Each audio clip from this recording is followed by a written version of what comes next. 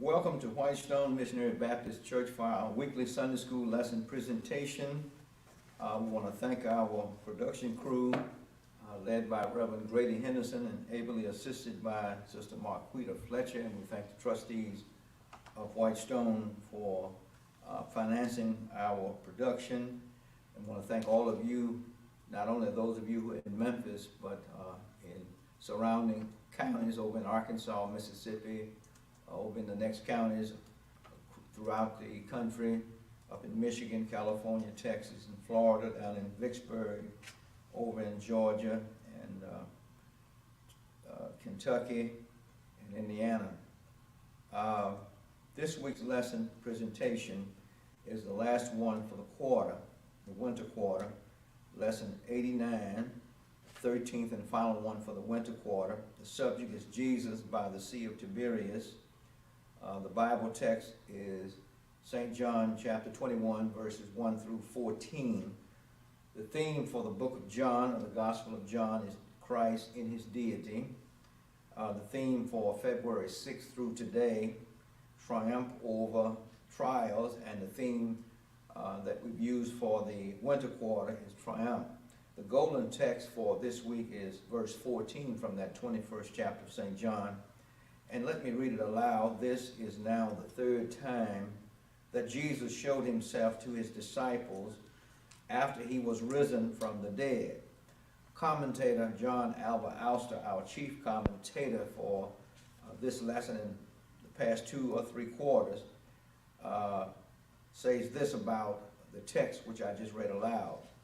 He made 2 statements concerning this verse 14. He said, John tells us that this was the 3rd time that Christ, or Jesus, appeared to his disciples after his resurrection. Now, John only records the 3 post-resurrection appearances of Jesus to the disciples as a group. The 2 prior appearances are seen in John, the 20th chapter of St. John. Now, the lesson is divided into 3 sections. Section 1, unsuccessful fishing trip. That covers verses 1 through 3. It's an introductory statement made in verse 1, and then the return from the fishing trip in verse 3. Section 2, sudden abundance, covers verses 4 through 8. Verses 4 and 5 highlights a concerned question. And then verse 6, a profitable advice. And then sudden comprehension is highlighted in verses 7 and 8. Section 3, fellowship with Jesus, verses 9 through 14. A hearty breakfast is highlighted in verses 9 and 10. A great number of fish is highlighted in verse 11. An invitation to dine with Jesus is highlighted in the last 3 verses. Now, there are key words to be defined. In all due respects to our current superintendent of Sunday School, Sister Carolyn Robinson Brooks, and our superintendent emeritus, Brother William L. Baskin. Key words to be defined. You'll see in our study of this week's lesson, famine simply means starvation. A nation or a group of people are going through misery, hunger, and there's a scarcity of needed supplies. Resurrection means to revive or to come back to life.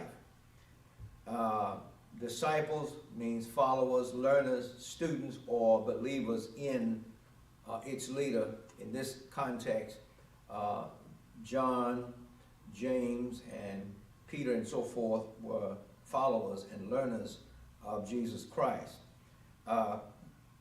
When you see the word great, it means well above average. Comprehension in this context means an understanding, an awareness of what was going on all around them with with Jesus and with them in the physical and in the spiritual sense. Profitable means money-making, productive, beneficial, gainful. In our context, gainful, beneficial, and productive seems to make the best match. Hearty, a hearty breakfast, means cheerful, generous, jolly, a very fulfilling breakfast. The food for the physical consumption was fulfilling. The food for the soul was cheerful and fulfilling. Meat, in the context of this lesson, some food to eat. Sudden, very quickly. Bartholomew, son of Tomael. Nathaniel, gift of God. That's what those words mean. Fellowship, brotherhood, sisterhood.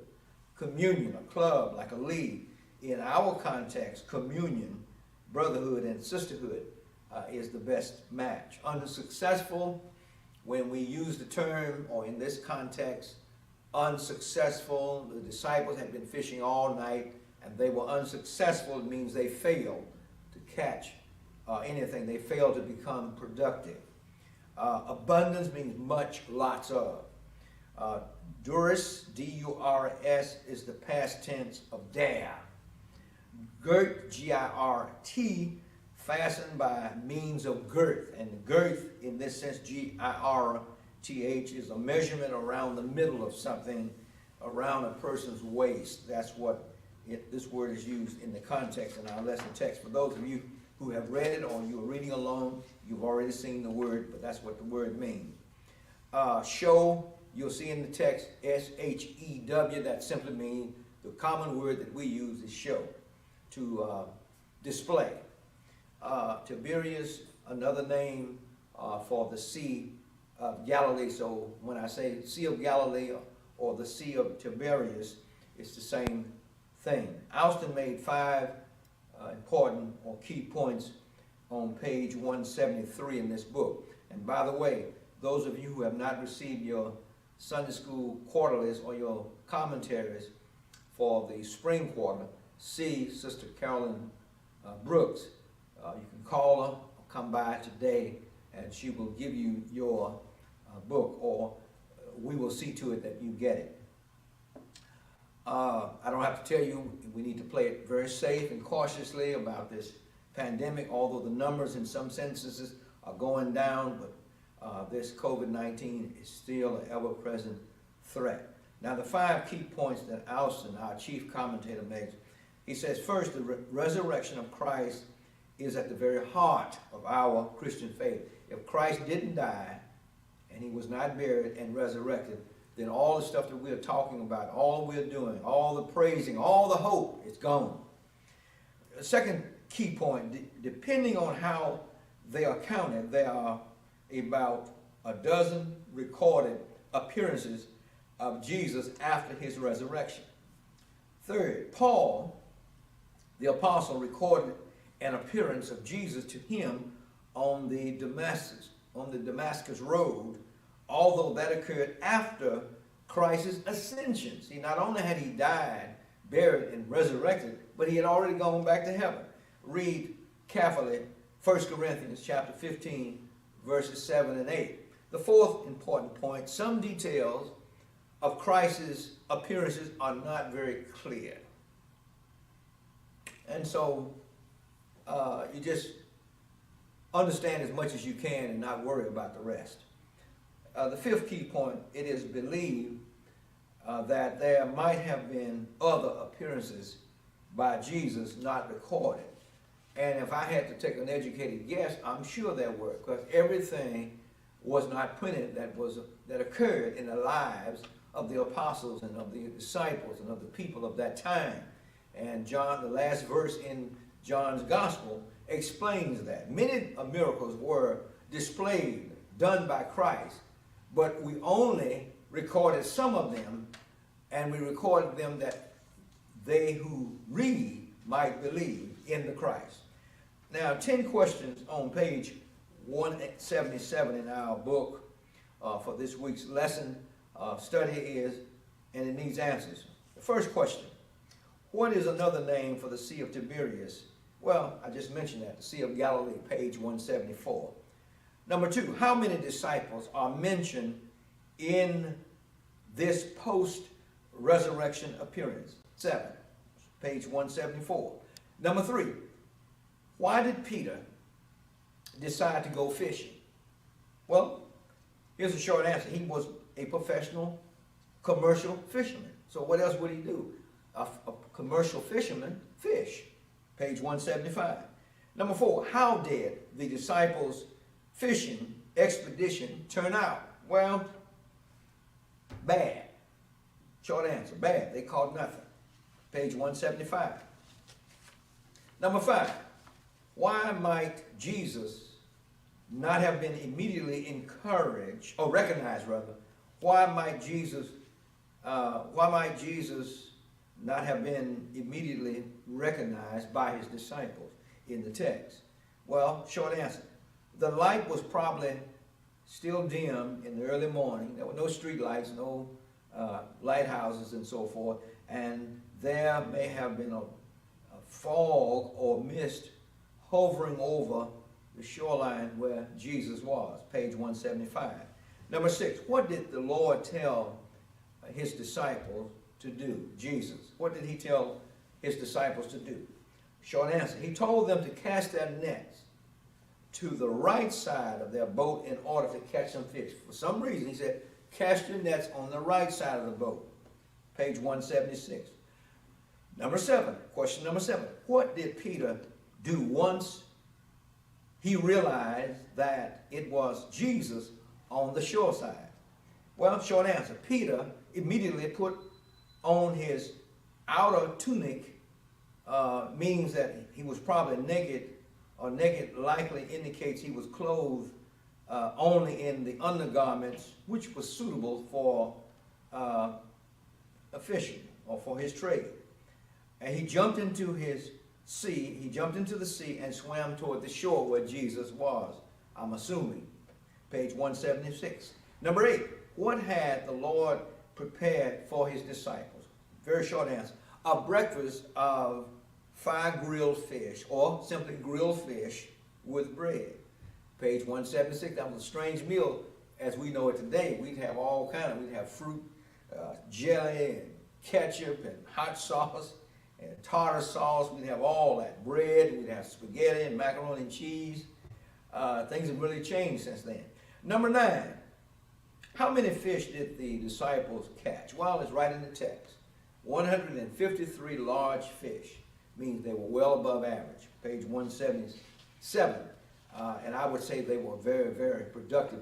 Not only did they catch a lot of fish, but they were 153 large fish. You can see the fillets there. Number 10, what might John have meant in saying that this was the 3rd time Jesus appeared after his resurrection? Well, a short answer. John may simply be saying that this appearance at the Sea of Tiberias was merely the 3rd time he was recording. See, maybe John was simply saying, I recorded these 3 appearances. There may have been more in his gospel, and or that this was the 3rd time the risen Jesus appeared to a group of disciples of which he personally was a part. See, John was a part of this 7. He was a part of that group. But I would like to say, and there's no way for me to know, no way for anybody to really know unless you were back there, is that he probably appeared a whole lot of times to a lot of people at different times, and only a few recorded what they saw. A few quotes and high points. The high point of the lesson, in my view, is found on page 177. Austin said this: there were many other things Jesus did that John does not record in his gospel, as he freely affirms in the final verse of the Gospel of John. Ferguson, another commentator on page 178, declares that the major goals of this lesson text is designed to do 3 things. First, we are to confirm that Jesus Christ rose from the dead on the third day and appeared to the disciples. Now we have to be firm on that. We have to really believe that. And the second thing, we are to recognize that Christ's resurrection was physical and guarantees life to all who believe in him. And then third, we are to know for ourselves the power of Christ's resurrection by firmly trusting that he is the giver of life to those who believe in it. Everything rests on the fact that we have faith and belief in Christ and in his teaching, and that we have faith and belief in the recorded word of God. Third, we are to know the power of Christ's resurrection by firmly trusting that he is the giver of life to those who believe in him. See John chapter 6, verse 25 through 36, and carefully study John 14, verse 19. And on page 179, Ferguson pointed out the following. In spite of the great number of fish, the net was not even torn. That was a miracle in itself. Dr. Hamburg said on page 180, Jesus knew that when his disciples needed a hearty breakfast and uninterrupted time together, Jesus knew that it was time for his disciples and him to have a hearty breakfast and fellowship. Excuse me. Dr. Carter said this: the Lord's abundant, well above average provision points us to his bountiful grace. See, that's symbolic of a spiritual message, that an abundance of fish is symbolic of the abundance of grace that Christ has for all of us. Every human, all the billions of people that live and occupy the earth. See verses 10, 12, and 13. She added, Dr. Carter added this. She said, there is no mistaking the sure testimony that Christ rose from the dead. Study carefully verse 14 of our lesson text. Finally, Robert Winter said on page 185, under the section Children's Corner, the following. First, he said, in essence, children, like everyone, all of us, must be clear in our minds that Jesus died, was buried, and resurrected, and ascended back to heaven, and is alive in those who believe and trust in him.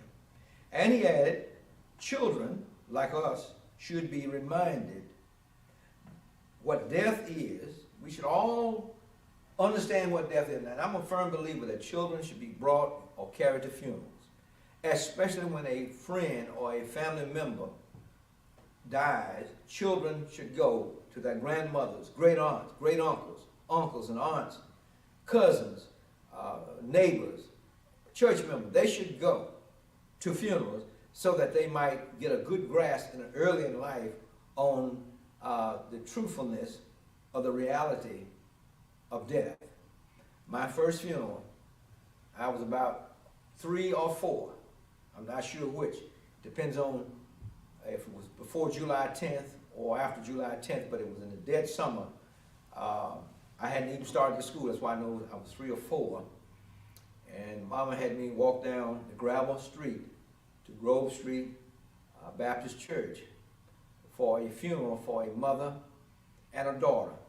One died, she said, like she met those people when she moved in from Louisiana over to Vicksburg. And the mother was in one casket. They had a double, that was the first double funeral, and the first funeral I can ever remember between 3 and 4, or around 3 and 4 years old. And I never would have thought today that I would have done so many funerals. Not at that time, I couldn't even imagine that. But the point is, it made a lasting impression. The caskets were were pink, the dresses were pink, the flower was pink. The inside lining of the casket was white. And everybody that mentioned anything about her, including the pastor, said, sleep on until morning. And I said, Mom, if they're dead, how are they going to wake up? She said, you'll understand by and by what sleep in the spiritual sense means. So now I understand. So children should be reminded what death is, and all of us, grown folk as well. Jesus was dead, but is now alive. Thank you, and I hope that you would join us in 11 o'clock worship. And we'll see you next time for our weekly Sunday school lesson presentation. God bless you.